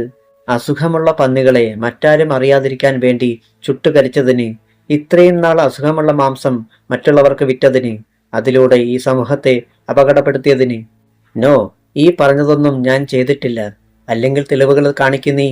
എന്തിന് എന്നെ അറസ്റ്റ് ചെയ്യാൻ വാറണ്ടുണ്ടോ നിന്റെ കയ്യിൽ? ഉറക്കെ ചിരിച്ചുപോയി ജ്വാല. തന്നെ പോലെയുള്ള ഒരു പീറയെ അറസ്റ്റ് ചെയ്യാൻ വാറണ്ടോ? അത്രയ്ക്ക് മഹാനാണോ താൻ? VVIP ആണോ താൻ? എന്നാൽ അറസ്റ്റ് ചെയ്യുന്നത് ഞാനെന്ന് കാണിട്ടടി കഴിവേറി മോളെ. വർമ്മ മുണ്ട് മടക്കിക്കുത്തി. ഇസ്രയേൽ ബാബുവും മർദ്ദമാധവനും മറ്റു ഗുണ്ടകളും എന്തിനും തയ്യാറായി. സംഘർഷമുണ്ടാകുമെന്ന് കലക്ടർക്ക് മനസ്സിലായി. അദ്ദേഹവും അങ്ങോട്ട് ചെന്നു. ജ്വാല സാറേ, പന്നിവർമ്മയെ അറസ്റ്റ് ചെയ്യൂ സാറേ, അല്ലെങ്കിൽ ഞങ്ങൾക്ക് വിട്ടുതാ, ഞങ്ങൾ ശരിയാക്കാം അയാളെ, ജനങ്ങൾ വിളിച്ചു പറഞ്ഞു. പോയിനടാ പട്ടികളെ. ജനങ്ങളെ നോക്കി വർമ്മ അലറി. എന്റെ ഒരു രോമത്തിൽ തൊടാൻ നിനക്കൊന്നും ആവില്ലടാ. അപ്പോഴേക്കും കലക്ടർ ഇടപെട്ടു. മിസ്റ്റർ വർമ്മ, ഞങ്ങളെ അനുസരിക്കണം. മനസ്സിലട പുല്ലേ എനിക്ക്. തൊലി വെളുപ്പുള്ള ഒരു പോലീസുകാരെ കണ്ടപ്പോൾ നീയുമങ്ങിളകി അല്ലേടാ. എന്നിട്ട് വർമ്മയുടെ നെഞ്ചത്തോട്ട് കയറാതെ ഇവളെ വിളിച്ചോണ്ട് പോയി ഇവിടെ പൂതിയൊന്ന് തീർത്തു കൊടുക്കടാ. ഇനി ക്ഷമിക്കാനാവുമായിരുന്നില്ല ജ്വാല IPSനെ. ഒന്ന് വട്ടം കറങ്ങി ഹാൻഡ് കഫ് വീശിയൊരു അടിയായിരുന്നു. അമ്മേ! വർമ്മയുടെ നിലവിളി ഇടയ്ക്ക് വെച്ച് മുറഞ്ഞു. അയാളുടെ മുൻനിരയിലെ 2 പല്ലുകൾ അടർന്നു വീണു. ചുണ്ടുപൊട്ടി ചോര ചീറ്റി. ജ്വാല ഒരു കുതിപ്പിന് അയാളുടെ ഷർട്ടിൽ പിടികൂടി. മടക്കിയ കാൽമട്ട് ഉൽക്കയായി മേലേക്കുയർന്നു. അത് ഇടിമിന്നൽ പോലെ അയാളുടെ അടിവയർ പിളർത്തി. വർമ്മയുടെ തുറന്ന വായി അങ്ങനെ തന്നെ ഇരുന്നു. ഇസ്രയേൽ ബാബുവും മർദ്ദമാധവനും ജ്വാലയെ ആക്രമിക്കാൻ ഭാവിച്ചപ്പോൾ മുഹമ്മദ് റിവോൾവർ എടുത്തു ചൂണ്ടി. അതിന്റെ മുനയിൽ അവരെ അടക്കി നിർത്തി. ജനങ്ങൾ ജ്വാലയ്ക്ക് ജയ് വിളിച്ചു. വിവസ്ത്രനാക്കപ്പെട്ടതുപോലെ വർമ്മ ചൂളി. അയാളുടെ കൈകളിൽ ജ്വാല വിലങ്ങണിയിച്ചു. പിന്നെ കഴുത്തിൽ കെയിൻ കൊണ്ട് കുത്തി മുന്നോട്ട് തള്ളി. നടക്കടാ. സഞ്ജയും സനലും ഓടി വന്നു. ഇല്ല, ഒരു കുറ്റവാളിയെപ്പോലെ പപ്പയെ കൊണ്ടുപോകാൻ ഞങ്ങൾ അനുവദിക്കില്ല. ജ്വാലയുടെ കണ്ണുകൾ കുറുകി. കുറ്റവാളിയെ പിന്നെ എങ്ങനെ കൊണ്ടുപോകണമടാ? അതോ അപ്പന്റെ കൂടെ അണ്ടർവെയർ മാത്രമിട്ടോണ്ട് ലോക്കപ്പിൽ കിടന്നോളാമെന്ന് നീയൊക്കെയും തീർച്ചപ്പെടുത്തിയിട്ടുണ്ടോ? വാക്കുകളിൽ മറിഞ്ഞിരിക്കുന്ന അപകടം അവർ തിരിച്ചറിഞ്ഞു. അതോടെ ഇരുവരും നിശബ്ദരായി. ജനങ്ങൾ അവിടേക്ക് തള്ളിക്കൊടുകയായിരുന്നു. ക്യാമറകളും വീഡിയോയും മറ്റും ഓരോ രംഗവും പകർത്തുകയായിരുന്നു. കിരീടം വയ്ക്കാത്ത ചക്രവർത്തിയെയല്ലേ ജ്വാല അറസ്റ്റ് ചെയ്തിരിക്കുന്നത്? എന്താവും ഇതിന്റെ പരിണത ഫലം? അങ്ങ് തലസ്ഥാനം വരെ ഇതിന്റെ പ്രത്യാഘാതങ്ങൾ ഉണ്ടാകുമെന്ന കാര്യത്തിൽ തർക്കമേയില്ല. വർമ്മയുടെ തല കുനിഞ്ഞിരുന്നു. പക്ഷേ ഹൃദയത്തിൽ രോഷത്തിന്റെ ലാവ തിളച്ചു മറിയുകയായിരുന്നു. ഒരു കടുകുമണിയോളം ചെറുതായി പോകുന്നു താനെന്ന് അയാൾ അറിഞ്ഞു. തെല്ലകലെയാണ് ജീപ്പ് കിടക്കുന്നത്. മുന്നിലെ ആൾക്കാരെ ഇരുഭാഗത്തേക്ക് മാറ്റി പോലീസുകാർ അവർക്ക് വഴിയൊരുക്കി. ജനങ്ങൾ വായിൽ വന്നതെല്ലാം വർമ്മയ്ക്കെതിരെ വിളിച്ചു പറഞ്ഞു. തന്നോട് ജനങ്ങൾക്ക് ഇത്രമാത്രം ദേഷ്യമുണ്ടെന്ന് വാസ്തവത്തിൽ ഇപ്പോഴാണ് വർമ്മ അറിയുന്നത്. അവർ ജീപ്പിനരികിലെത്തി. കേറടോ. മുഹമ്മദ് ജീപ്പിന്റെ പിൻഭാഗം തുറന്നു പിടിച്ചു. പൊടുന്നനെയാണ് ഒരു വാഹനത്തിന്റെ നീണ്ട ഹോൺ കേട്ടത്. ഏവരുടെയും ശ്രദ്ധ അങ്ങോട്ടായി. ജനങ്ങൾക്കിടയിലൂടെ ആ ടൊയോട്ടോ അവിടേക്ക് വരുന്നത് കണ്ടപ്പോൾ ജ്വാലയുടെ ഹൃദയതാളം മുറുകി. ജീപ്പിന് തൊട്ടരികിൽ ടൊയോട്ടോ നിന്നു. എല്ലാ കണ്ണുകളും ആകാംക്ഷയോടെ അതിനു നേരെ നീണ്ടു. അതിന്റെ പിന്നിലെ ഡോർ തുറക്കപ്പെട്ടു. അതുവഴി ഒരു മനുഷ്യൻ പുറത്തു വന്നു. 50 വയസ്സിലധികം തോന്നിക്കുന്ന ഒരാൾ. അയാൾ വർമ്മയെ നോക്കി ചിരിച്ചു. ജ്വാലയുടെ ഹൃദയത്തിൽ പെരുമ്പറയുടെ മുഴക്കം. ഈശ്വര, ഇദ്ദേഹം! അപ്പോൾ ആ മനുഷ്യൻ ശബ്ദമുയർത്തി. ഈ നേരത്തെങ്കിലും ഞാൻ നിന്റെ മുന്നിൽ വന്നില്ലെങ്കിൽ നിനക്കെന്ത് തോന്നും വർമ്മേ? ആ ശബ്ദം. വർമ്മ വെട്ടിത്തിരിഞ്ഞു. ഫോണിലൂടെ തന്റെ കാതുകളിലേക്ക് തീ കോരിയിട്ട് കൊണ്ടിരുന്ന ആ മനുഷ്യനെ വർമ്മ തിരിച്ചറിഞ്ഞു. പക്ഷേ ആ മുഖം, മനസ്സിനുള്ളിലെവിടെയോ ചാരം മൂടിക്കിടന്ന ഒരു കനൽക്കട്ട പൊടുന്നനെ തിളങ്ങുന്നത് അയാൾ അറിഞ്ഞു. കാറ്റടിച്ച് ചാരം മുഴുവൻ പറന്നുപോയി. കനൽക്കട്ടയുടെ ചൂട് വർദ്ധിച്ചു. അത് മനസ്സിനെ ചുട്ടുപൊള്ളിച്ചു. ഇക്ബാൽ! വർമ്മയുടെ പല്ലുകൾക്കിടയിലൂടെ നടുക്കമായി ആ ശബ്ദം പുറത്തു വന്നു. അധ്യായം 31. യെസ്, ആം ഇക്ബാൽ. ആ മനുഷ്യൻ പുഞ്ചിരിച്ചു. അപ്പോൾ കാലം ഇത്രയുമായിട്ടും നീ എന്നെ മറന്നില്ല അല്ലേടാ വർമ്മേ? വർമ്മയുടെ മുഖത്ത് അവിശ്വസനീയതയായിരുന്നു. തന്നെ ഫോണിലൂടെ ഭീഷണിപ്പെടുത്തിക്കൊണ്ടിരുന്ന ബാസ്റ്റഡ് ഇവൻ തന്നെയായിരുന്നോ? മൂർഖൻ പാമ്പുകൾ കാലം എത്ര ചെന്നാലും പക മനസ്സിൽ സൂക്ഷിക്കും എന്ന് പറയുന്നത് പോലെ ഇത്രയും വർഷം ഇവൻ കാത്തിരുന്നെന്നോ? എന്താടാ, നിന്റെ നാവിറങ്ങിപ്പോയോ? എന്നെ മുന്നിൽ കണ്ടപ്പോൾ ഉണ്ടായ ഞെട്ടൽ ഇനിയും വിട്ടകന്നിട്ടില്ല അല്ലേ? ഇക്ബാൽ പിന്നെയും തിരക്കി. വർമ്മയുടെ നാവ് അപ്പോഴും ചലിച്ചില്ല. വാക്കുകൾ തൊണ്ടയിൽ ചത്തുകിടക്കുകയായിരുന്നു. ഒരു നാടകം പോലെ ഇത്രയും നടന്നപ്പോൾ ജ്വാല IPSന്റെ മുഖത്തും അത്ഭുതവും അമ്പരപ്പുമായിരുന്നു. നിഴലിൽ മറഞ്ഞു നിന്ന് സഹായിക്കും പോലെ തന്റെ പിന്നിലെ രക്ഷകൻ ഇദ്ദേഹമായിരുന്നു. ഫോണിലൂടെ ഒഴുകി വന്ന ശബ്ദം പരിചയമുള്ളതാണെന്ന് പലപ്പോഴും തോന്നിയിട്ടുണ്ട്. എന്നിട്ടും എന്തേ ഈ മുഖം താൻ തിരിച്ചറിയാതെ പോയി? മാത്രമോ വർമ്മയും ഇദ്ദേഹവുമായി ഇങ്ങനെയൊരു പരിചയമുണ്ടെന്ന് ഇത്രയും കാലത്തിനിടയ്ക്ക് ഒരു വാക്കിലൂടെ പോലും ഇദ്ദേഹം തന്നോട് സൂചിപ്പിച്ചിട്ടില്ലല്ലോ. ഇക്ബാൽ ജ്വാലയെ നോക്കി ചിരിച്ചു. അവളുടെ മുഖത്ത് പക്ഷേ പൊടുന്നനെ പരിഭവം നിറഞ്ഞു. മോളെ, ഒന്നും നേരത്തെ നീ അറിയരുതെന്ന് ഞാൻ കരുതിയിരുന്നു, അയാൾ അവളുടെ അടുത്ത് വന്ന് പതിഞ്ഞ ശബ്ദത്തിൽ അറിയിച്ചു. ഒക്കെ പിന്നീട് പറയാം ഞാൻ. ഇപ്പോൾ നിന്റെ ജോലി നടക്കട്ടെ. ശരി പപ്പ. ഇക്ബാൽ തിരിച്ചു നടന്നു. ആളുകൾ ഒന്നും മനസ്സിലാകാതെ അയാളെ നോക്കി നിന്നു. കലക്ടർ ചോദ്യഭാവത്തിൽ അവളെ നോക്കി. ജ്വാല പക്ഷേ അപ്പോൾ ഒന്നും പറഞ്ഞില്ല.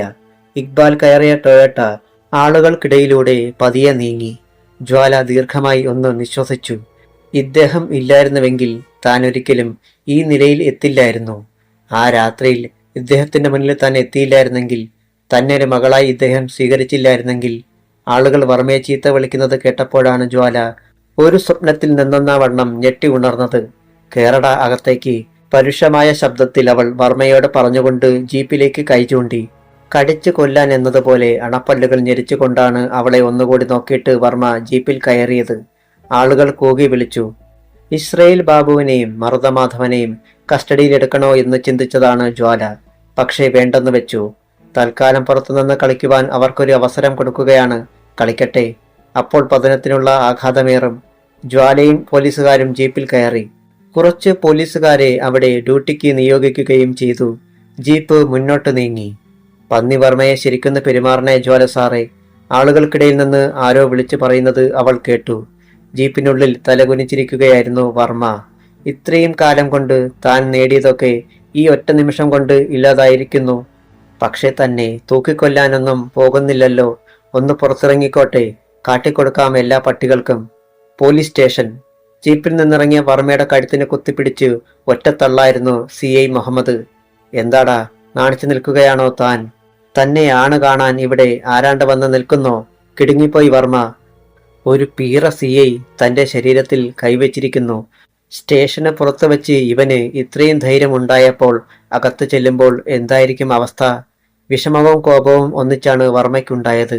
ഈ പട്ടണത്തിലെ കിരീടം വയ്ക്കാത്ത രാജാവായ തന്നോട് കളിക്കാൻ മാത്രം ഈ പീറ വളർന്നോ? വെട്ടിത്തിരിഞ്ഞ് വർമ്മ മുഹമ്മദിനെ നോക്കി. ഡാ, നിന്റെ തൊപ്പി ഞാൻ തെറിപ്പിക്കും കഴിവേറി മോനെ. വർമ്മയോടാണോടാ കളി? കൈവീശി ആ കരണത്തൊന്ന് പൊട്ടിക്കുകയാണ് മുഹമ്മദ് ചെയ്തത്. നിന്റെ പന്നിക്കൂടാണിതെന്ന് കരുതിയോടാ. മിണ്ടിപ്പോകരുത്. കുറെ കാലമായി നിനക്ക് 2 പൂശു തരാൻ എന്റെ കൈകൾ തരിക്കുന്നു. ഇന്നേ അതിന് അവസരമൊത്തുള്ളൂ. ജ്വാല പരിഹസിച്ച് ചിരിക്കുന്നത് കൂടി കണ്ടപ്പോൾ വർമ്മയ്ക്ക് കലിയിളകി. എല്ലാവരും മനസ്സിൽ കുറിച്ചിട്ടോ, ഇന്ന് സന്ധ്യയ്ക്ക് മുമ്പ് നിന്നെയെല്ലാം ഇവിടെ നിന്ന് കെട്ടിച്ചില്ലെങ്കിൽ എന്റെ പേര് വർമ്മയെന്നല്ല. പറഞ്ഞുകൊണ്ട് അയാൾ കീശയിൽ നിന്ന് മൊബൈൽ ഫോൺ എടുത്തു. ആഭ്യന്തരമന്ത്രിയുടെ നമ്പറുകളിൽ കുത്തി. പക്ഷേ മുന്നോട്ട് കുതിച്ച ജ്വാല അത് പിടിച്ചു വാങ്ങി. നിനക്ക് തോന്നുമ്പോൾ ഫോൺ ചെയ്യാൻ ഇത് നിന്റെ അമ്മാവിയപ്പന്റെ വീടാണോ? അവൾ ആ ഫോൺ പടിക്കെട്ടിലേക്ക് ആഞ്ഞെറിഞ്ഞു. അത് ചിതറിപ്പോയി. എടീ, അയാൾ അലറി. മിണ്ടരുത്. മിണ്ടിയാൽ നിന്റെ ബാക്കി എല്ലുകൾ കൂടി ഞാൻ തല്ലിപ്പറിക്കും. വർമ്മ നിശബ്ദനായി. ഇവിടെ തനിക്ക് വേണ്ടി ശബ്ദിക്കാൻ ഇപ്പോൾ ആരുമില്ല. ആ നാറി ചിദംബരം പോലും. നടക്കട അകത്തേക്ക്. SI മോഹനനാണ് പറഞ്ഞത്. അനുസരിക്കാതെ നിവൃത്തിയില്ലായിരുന്നു വർമ്മയ്ക്ക്. അകത്ത്. മുതലാളി ഇരിക്കി. ഒരു പോലീസുകാരൻ കസേര കൊണ്ടുവന്നിട്ടു. തളർച്ചയോടെ അതിലേക്ക് അമരുകയായിരുന്നു വർമ്മ. പക്ഷേ ആ ക്ഷണം പോലീസുകാരൻ കസേര പിൻവലിച്ചു. വർമ്മ നടുവടിച്ച് താഴെ വീണു. സ്റ്റേഷനിൽ കൂട്ടച്ചിരി ഉയർന്നു. വർമ്മ ഒന്നുകൂടി വിളറി. എണീക്കട വേഗം. മുഹമ്മദ് ശബ്ദമുയർത്തി. അറിയാതെ എണീറ്റുപോയി വർമ്മ. ഇതുവരെ കണ്ടതും അനുഭവിച്ചതുമൊക്കെ ഇവിടെ കൊണ്ടുവരുന്ന സാധാരണ പോക്കറ്റടിക്കാർക്കും അടിപിടിക്കാർക്കും മറ്റുമുള്ള ചെറിയ സ്വീകരണ പരിപാടികൾ. പക്ഷെ തനിക്കത് പോരല്ലോ. VVIP അല്ലേ താൻ. വേണ്ടി വന്നാൽ Z കാറ്റഗറിയിൽ പോലും കടന്നു കയറാൻ കഴിവുള്ളവൻ. അതുകൊണ്ട് തനിക്കുള്ള ട്രീറ്റ്മെന്റ് വേറെയാണ്.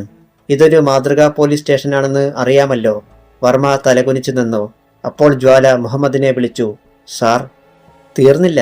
പന്നികളെ ചുട്ടുകരിച്ചത് ഇയാളാണെന്നും അവയ്ക്ക് അസുഖമുണ്ടായിരുന്നുവെന്നും ഇയാളുടെ നാവിൽ നിന്ന് തന്നെ പുറത്തു വരണം. ആ സ്റ്റേറ്റ്മെന്റ് നാളെ നമുക്ക് കോടതിയിൽ ഹാജരാക്കാനുള്ളതാണ് സാർ. ജ്വാല പറഞ്ഞതിന്റെ പൊരുൾ മനസ്സിലാക്കിയ വർമ്മ പതറി. ഒരു മൂന്നാം കിട പോക്കറ്റടിക്കാരന് കിട്ടുന്ന മാന്യത പോലും തനിക്കിവിടെ കിട്ടാൻ പോകുന്നില്ല. പുറത്ത് ഒരു വാഹനം ബ്രേക്ക് ഇടുന്നതിന്റെ ഒച്ച കേട്ടു. ജ്വാല തലതിരിച്ചു. അഡ്വക്കേറ്റ് മധുപാൽ ധൃതിയിൽ അകത്തേക്ക് വന്നു. അയാൾക്കൊപ്പം സഞ്ജയും ഉണ്ടായിരുന്നു. ജ്വാലയ്ക്ക് മനസ്സിലായെങ്കിലും ഒന്നും ഭാവിക്കാതെ കസേരയിലിരുന്നു. വർമ്മ സാബിനെ ജാമ്യത്തിൽ വിട്ടുകിട്ടണം. യാതൊരു മുഖവരിയും കൂടാതെ മധുപാൽ പറഞ്ഞു. ജ്വാല അയാളെ ഒന്ന് നോക്കി. മധുപാൽ സമർത്ഥനാണെന്ന് അവൾ കേട്ടിട്ടുണ്ട്. കേസിന്റെ നൂലാമാലകളിൽ നിന്നൊക്കെ വർമ്മയെ രക്ഷിച്ചു കൊണ്ടിരിക്കുന്നത് ഈ ചെറുപ്പക്കാരനാണ്. ആവാമല്ലോ മിസ്റ്റർ മധുപാൽ, ജ്വാല സംസാരിച്ചു. പക്ഷേ ഇപ്പോഴല്ല, നാളെ കോടതിയിൽ ഹാജരാക്കുമ്പോൾ. അങ്ങനെയെങ്കിൽ ഇന്ന് കോടതിയിൽ ഹാജരാക്കണം. പറ്റില്ല, ഞങ്ങളുടെ പല ഫോർമാലിറ്റീസും പൂർത്തിയാവണം. എങ്കിൽ രാത്രിയായാലും മജിസ്ട്രേറ്റിന്റെ വീട്ടിൽ ഹാജരാക്കി ജാമ്യമെടുക്കാം. അതിനു മാത്രം ഉന്നതനാണ് ഇയാളെന്ന് എനിക്ക് തോന്നുന്നില്ല. ഒരു ദിവസമൊക്കെ ലോക്കപ്പിൽ കിടന്ന് മൂട്ടകടി കൊള്ളുന്നത് കൊണ്ട് വലിയ കുഴപ്പമൊന്നും ഞാൻ കാണുന്നില്ല. നിങ്ങൾ ഇദ്ദേഹത്തോട് പക പോക്കുകയാണ് അല്ലേ? പക്ഷേ വർമ്മ സാബിന് ഇന്ന് ഈ നാട്ടിലുള്ള വില നിങ്ങൾക്കറിയില്ല. ജ്വാലയുടെ മുഖത്ത് പുച്ഛഭാവത്തിൽ ഒരു ചിരിയുണ്ടായി. മിസ്റ്റർ മധുപാൽ, വർമ്മയുടെ വില മറ്റാരേക്കാളും അറിയാവുന്നവളാണ് ഞാൻ. അതൊക്കെ ഇപ്പോൾ വിശദീകരിക്കാൻ എനിക്ക് നേരമില്ല. പിന്നെ ഇയാളോട് ഞാൻ പക പോക്കുകയാണോ എന്ന് ചോദിച്ചല്ലോ. അതെ, വേണമെങ്കിൽ നിങ്ങൾ കോടതിയിലും അങ്ങനെ തന്നെ വാദിച്ചോ. മധുപാൽ നെറ്റിയൊന്ന് ചുളിച്ചു. ശരി, നമുക്ക് കാണാം. ഓക്കെ, വരൂ സഞ്ജയ്, നമുക്ക് വേറെ മാർഗം നോക്കാം. മധുപാൽ തിരിഞ്ഞു നടന്നു. പപ്പയുടെ അവസ്ഥ കണ്ടപ്പോൾ സഞ്ജയിന് സങ്കടം വന്നു. വാതിൽക്കലെത്തി ഒരിക്കൽ കൂടി തിരിഞ്ഞു നോക്കിയിട്ടാണ് അവൻ പോയത്. മുഹമ്മദ്, ജ്വാല വിളിച്ചു. സാർ, എനിക്ക് അത്യാവശ്യമായി ഇപ്പോൾ പോകണം. വൈകിട്ട് എത്താം. പിന്നെ ഫോണിലൂടെ ഇയാളെക്കുറിച്ച് ആര് ചോദിച്ചാലും ഞാൻ കൊണ്ടുപോയിരിക്കുകയാണെന്നും എവിടെയാണെന്ന് അറിയില്ലെന്നും പറഞ്ഞാൽ മതി സാർ. മുഹമ്മദ്, ജോലി തുടങ്ങിക്കോ എന്ന് പറഞ്ഞിട്ട് ജ്വാല പോയി. പുറത്ത് ജീപ്പ് സ്റ്റാർട്ടാകുന്ന ശബ്ദം കേട്ടപ്പോൾ മുഹമ്മദ് തിരിഞ്ഞ് വർമ്മയെ നോക്കി. അല്ല, വന്ന കാലിൽ തന്നെ നിൽക്കാതെ ഈ തുണിയൊക്കെ ഒന്ന് അഴിച്ചു മാറ്റിയിട്ട് അണ്ടർവെയർ ധരിച്ചുകൊണ്ട് ലോക്കപ്പിലേക്കൊന്ന് കയറിയാട്ടെ. നോ. ജ്വാല പോയതോടെ വർമ്മയ്ക്ക് അല്പം കൂടി ധൈര്യമായി. ആ പട്ടിച്ചിയുടെ വാക്ക് കേട്ട് തുള്ളിയാൽ നിങ്ങളുടെയൊക്കെ മക്കൾക്ക് അച്ഛൻ്റെ സ്ഥാനത്ത് ഭിത്തിയിലിരിക്കുന്ന ഫോട്ടോ മാത്രമേ കാണൂ. അതൊരു ഭീഷണിയാണല്ലോ മോഹന. മുഹമ്മദ് SIയെ നോക്കി. അതെ സാർ. കഴിവത മോനെ, ഇനി ഞാൻ പറയാതെ നീ അനങ്ങിപ്പോകരുത്. പോലീസിന്റെ പച്ചീർക്കൽ പ്രയോഗം തന്നെ ആദ്യം നടത്തും ഞാൻ. വേഗം ഇതെല്ലാം അഴിച്ചു മാറ്റടോ. വർമ്മ ഓരോ മുഖത്തേക്കും മാറി മാറി നോക്കി. തനിക്ക് അനുകൂലമായ ഒരു ഭാവം ആരിലും കണ്ടെത്താൻ അയാൾക്കായില്ല. അല്ലെങ്കിൽ കുറെ നേരത്തേക്ക് ഫോൺ ശബ്ദിക്കണ്ട എന്ന് പറഞ്ഞ് റിസീവർ എടുത്ത് താഴെ വെച്ചിട്ട് വാച്ച് അഴിക്കുകയായിരുന്നു അപ്പോൾ മുഹമ്മദ്. ഈ നേരത്ത് കേണൽ ഇക്ബാലിന്റെ വീട്ടിലേക്കുള്ള യാത്രയിലായിരുന്നു ജ്വാല IPS. താൻ പപ്പ എന്ന് വിളിക്കുന്ന തന്റെ സംരക്ഷകനും വർമ്മയുമായുള്ള പകയുടെ കഥയറിയണം. മുന്നിൽ വരാതെ ഇത്രയും കാലം നിഴലിൽ പതുങ്ങി നിന്നത് എന്തിനാണെന്നറിയണം. അതറിയാതെ ഇനിയും തനിക്ക് സമാധാനമുണ്ടാവില്ല. പ്രധാന പാതയിൽ തന്നെയായിരുന്നു ഇക്ബാലിന്റെ വീട്. ഗേറ്റ് മലർക്കെ തുറന്നു കിടക്കുകയാണ്. താൻ എത്തുമെന്ന് പപ്പ കരുതിയിട്ടുണ്ടാവുമെന്ന് ജ്വാലയ്ക്ക് തോന്നി. പോർച്ചിൽ അപ്പോൾ ആ ടൊയോട്ട ഉണ്ടായിരുന്നു. മനഃപൂർവ്വം പപ്പ താൻ കാണാതെ ഈ കാർ മറച്ചിരിക്കുകയായിരുന്നുവെന്ന് അവൾ അറിഞ്ഞു. അവൾ ജീപ്പ് നിർത്തി ഇറങ്ങി. വീടിന്റെ വാതിലും തുറന്ന് കിടക്കുകയായിരുന്നു. അവൾ വാതിൽക്കലെത്തുമ്പോഴേക്കും ഇക്ബാലിന്റെ ഭാര്യ ആമിന അങ്ങെത്തി. ഹായ് ജ്വാല, മമ്മി. അവൾ ആ സ്ത്രീയെ കെട്ടിപ്പിടിച്ചു. നീ വരുമെന്ന് പപ്പ പറഞ്ഞിരുന്നു. എന്നിട്ട് ആളെവിടെ? ഇവിടെ തന്നെ ഉണ്ട്. ആമിനയുടെ പിന്നിൽ നിന്ന് ശബ്ദം കേട്ടു. അവൾ അവിടേക്ക് നോക്കി. ചിരിച്ചുകൊണ്ട് നിൽക്കുന്ന ഇക്ബാൽ. വേണ്ട, അവൾ പൊട്ടിത്തെറിച്ചു. എന്നോട് മിണ്ടണ്ട. എന്നാലും ഇത്രയും ഒരിക്കലും കരുതിയില്ലായിരുന്നു ഞാൻ. കേണൽ മുന്നോട്ട് വന്നു. അപ്പോഴും ആ ചുണ്ടിൽ പുഞ്ചിരിയും കണ്ണിൽ വാത്സല്യവും നിറഞ്ഞു നിന്നിരുന്നു. മോള് ഇങ്ങനെയൊക്കെ പറയുമെന്ന് എനിക്കറിയാമായിരുന്നു. അയാൾ അവളുടെ തോളിൽ കൈവച്ചു. ആ കണ്ണുകളിലേക്ക് ഉറ്റുനോക്കിക്കൊണ്ടാണ് ബാക്കി പറഞ്ഞത്. മുന്നിൽ വരാതെ പിന്നിൽ നിന്ന് കളിക്കുന്നതാണ് നല്ലതെന്ന് എനിക്ക് തോന്നി. ഞാനാണ് ഒപ്പമുള്ളതെന്ന് നേരത്തെ നീ അറിഞ്ഞിരുന്നുവെങ്കിൽ ഇത്രയും അടുക്കോടെ ചിട്ടയോടെ കാര്യങ്ങൾ മുന്നോട്ട് നീക്കുവാൻ നിനക്ക് കഴിയുമായിരുന്നില്ല. മാത്രവുമല്ല, വർമ്മ തൽക്കാലം എന്നെ തിരിച്ചറിയേണ്ടെന്ന് ഞാൻ കരുതി. പപ്പയും അയാളുമായി എന്താ പ്രശ്നം? പറയാം. ആദ്യം നീ ഇരിക്കി. ആമിന വളർത്തു മകളെ തന്റെ അരികിൽ സെറ്റിയിൽ പിടിച്ചിരുത്തി. ഇക്ബാലും ഇരുന്നു. ഒരു ചുരുട്ടിന് തീ കൊളുത്തിക്കൊണ്ട് പറയാൻ തുടങ്ങി. പരത്തി പറയാനുള്ള നേരമില്ല. ഏതാനും വാക്കുകളിൽ പറയാം. എനിക്കൊരു പെങ്ങളുണ്ടായിരുന്നു, സൈനബ. അവൾ ഇന്ന് ഈ ലോകത്തില്ല. കൊന്നു, മൃഗീയമായിട്ട്. എന്റെ മുന്നിലിട്ട് പെട്രോൾ ഒഴിച്ച് കത്തിച്ചു. വർമ്മയുടെ പ്രേമാഭ്യർത്ഥന നിരസിച്ചതിനുള്ള ശിക്ഷ അതവൾ വന്ന് എന്നോട് പറയുകയും ഞാൻ വർമ്മയെ തല്ലുകയും ചെയ്തതിന്റെ ശിക്ഷ കൺമുന്നിൽ കണ്ടതപ്പാടെ പറഞ്ഞിട്ടും കോടതിയും പോലീസും എന്റെ കൂടെ നിന്നില്ല. അന്നേ പക മനസ്സിൽ അടക്കി വെച്ചിരിക്കുകയായിരുന്നു ഞാൻ. വർമ്മയ്ക്കെതിരെ ആഞ്ഞടിക്കാൻ ഒരവസരം കൈവരുമെന്ന് അന്നേ മനസ്സിൽ കുറിച്ചു വെച്ചിരുന്നു ഞാൻ. ആ അവസരമാണിപ്പോൾ. ഇതിനു വേണ്ടി തന്നെയാണ് കേരളത്തിൽ തന്നെ നിനക്ക് പോസ്റ്റിംഗ് ഉണ്ടാകണമെന്ന് ഞാൻ ശഠിച്ചത്. അതിനു വേണ്ട കരുക്കൾ നീക്കിയത്. പറഞ്ഞിട്ട് ഇക്ബാൽ ദീർഘമായി ഒന്ന് നിശ്വസിച്ചു. തെല്ലുനേരം അവിടെ നിശബ്ദതയായിരുന്നു.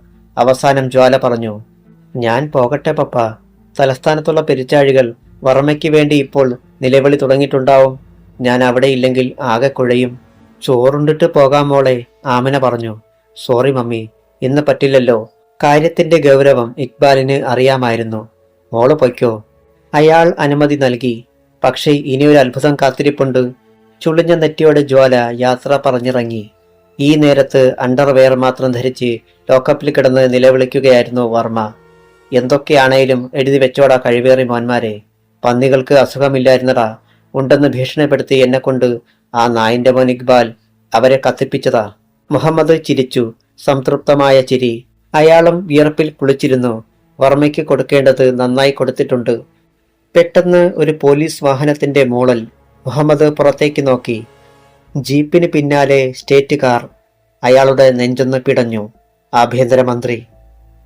അടുത്ത ഭാഗം മറ്റന്നാൾ.